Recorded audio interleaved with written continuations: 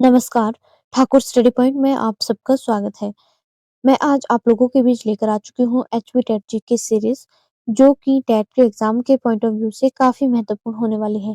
Video को शुरू करने से पहले अगर आप मेरे चैनल पर नए हैं तो चैनल को सब्सक्राइब करें, साथ ही बेल आइकन प्रेस करें और अगर आपको मेरी वीडियो पसंद आए तो प्लीज वीडियो को लाइक एवं शेयर जरूर करें।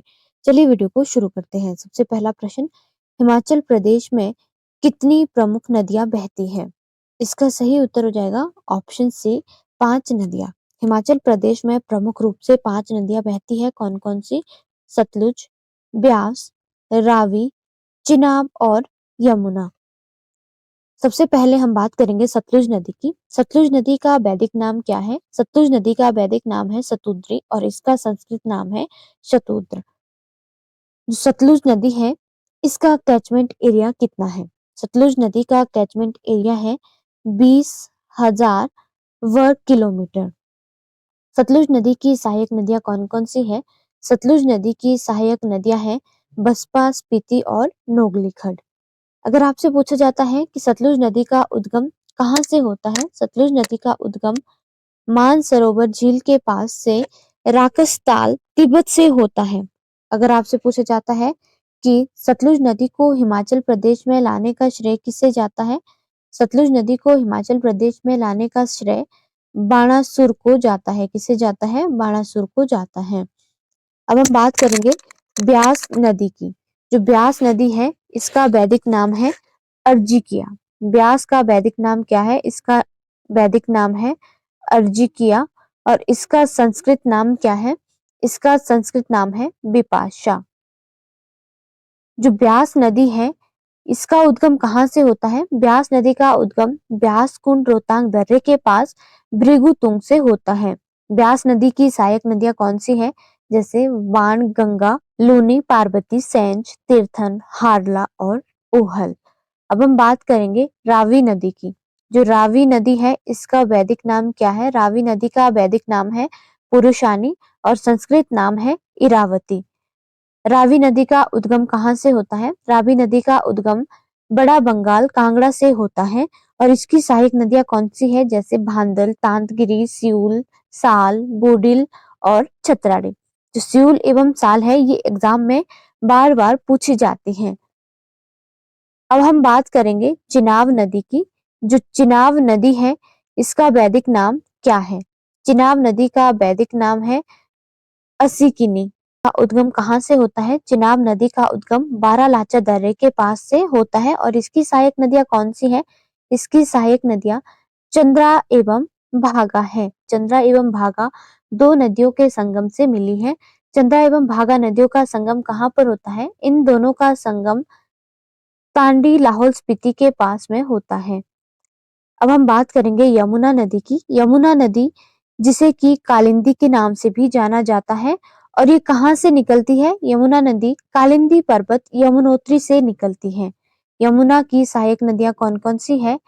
यमुना की सहायक नदियां हैं जैसे तौंस, गिरी, पब्बर एवं आंध्रा। अगला प्रश्न, अशोक के अधिकांश अभिलेख किस भाषा और लिपि में लिखे गए हैं? इसका सही उत्तर हो जाएगा ऑप्शन ए, प्राकृत भाषा और ब्राह्मी लिपि में अशोक के अधिकांश अभिलेख लिखे गए हैं। कि उत्तर पश्चिम भारत में अशोक के अभिलेख किस लिपि में लिखे गए थे? खरोष्टी लिपि में लिखे गए थे। अगर आपसे पूछा जाता है कि उत्तर पश्चिम भारत यानी आधुनिक पाकिस्तान में कुछ शिलालेख मिले हैं, वो किस लिपि में मिले हैं? जो उत्तर पश्चिम भारत में अशोक के कुछ शिलालेख मिले हैं, वो खरोष्टी लिपि में लिखे गए थे। और अशोक के अफगानिस्तान के जो शिलालेख हैं, वो किस भाषा में लिखे गए हैं? वो ग्रीक भाषा एवं अरामेइक लिपि में लिखे गए हैं। उदाहरण के लिए कंधार के अभिलेख किस भाषा में लिखे गए हैं? कंधार के अभिलेख ग्रीक भाषा एवं अरामेइक लिपि में लिखे गए हैं।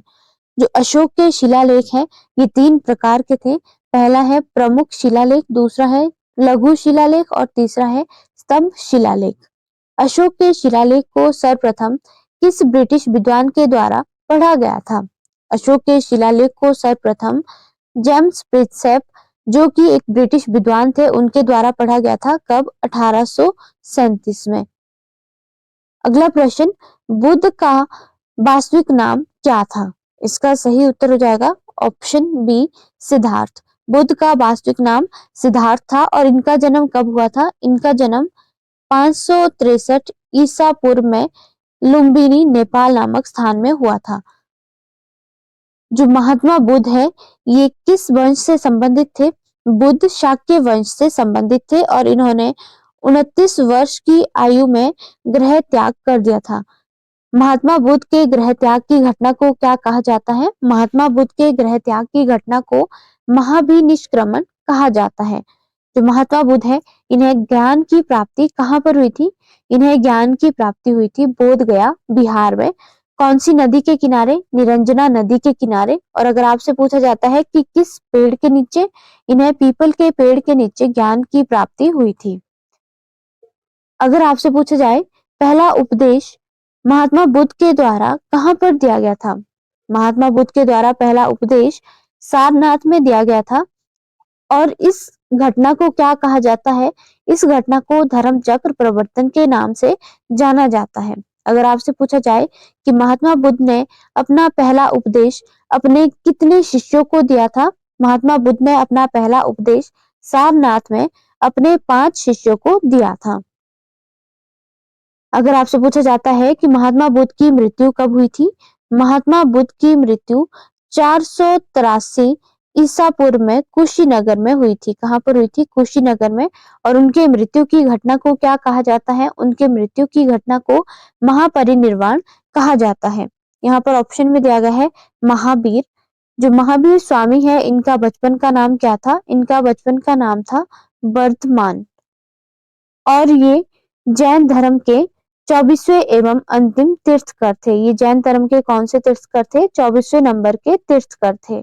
अगला प्रश्न, हिमाचल प्रदेश के पहले मुख्यमंत्री कौन थे? इसका सही उत्तर हो जाएगा option C doctor Y S Parmar. जो डॉक्टर वाई एस परमार है ये हिमाचल प्रदेश के पहले सीएम बने थे और ये कितनी बार मुख्यमंत्री बने हिमाचल में? ये हिमाचल में 4 बार मुख्यमंत्री बने थे। कब से कब तक? 1952 से 1956 तक और 1963 से 1977 तक लगातार 3 बार ये सीएम बने थे। अगर आपसे पूछा जाता है कि हिमाचल प्रदेश के एकमात्र हिमाचली जो कि राज्यपाल एवं मुख्यमंत्री दोनों बने थे, इसका सही उत्तर हो जाएगा ठाकुर रामलाल। जो ठाकुर रामलाल है ये हिमाचल के एकमात्र ऐसे हिमाचली है जो कि राज्यपाल एवं मुख्यमंत्री दोनों बने थे। ठाकुर रामलाल 1983 में आंध्र प्रदेश के राज्यपाल बनाए गए थे। अगर आपसे पूछा जाता है कि हिमाचल प्रदेश के सर्वाधिक मुख्यमंत्री कौन बने? आज तक हिमाचल प्रदेश में सर्वाधिक मुख्यमंत्री बनने वाले कौन थे? राजा वीरभद्र सिंह और ये 6 बार मुख्यमंत्री बने थे। हिमाचल प्रदेश के पहले गैर कांग्रेसी मुख्यमंत्री कौन बने? शांता कुमार। जो शांता कुमार है ये हिमाचल प्रदेश के पहले गैर कांग्रेस मुख्यमंत्री बने थे। अगला प्रश्न, हिमाचल प्रदेश की जीवन रेखा किस नदी को कहा जाता है? इसका सही उत्तर हो जाएगा ऑप्शन बी ब्यास नदी को। अगला प्रश्न, चंबा राज्य के संस्थापक कौन थे? इसका सही उत्तर हो जाएगा ऑप्शन बी मेरू बर्मन। अगर आपसे पूछा जाए कि बर्मन का प्रयोग करने वाला पहला राजा कौन था?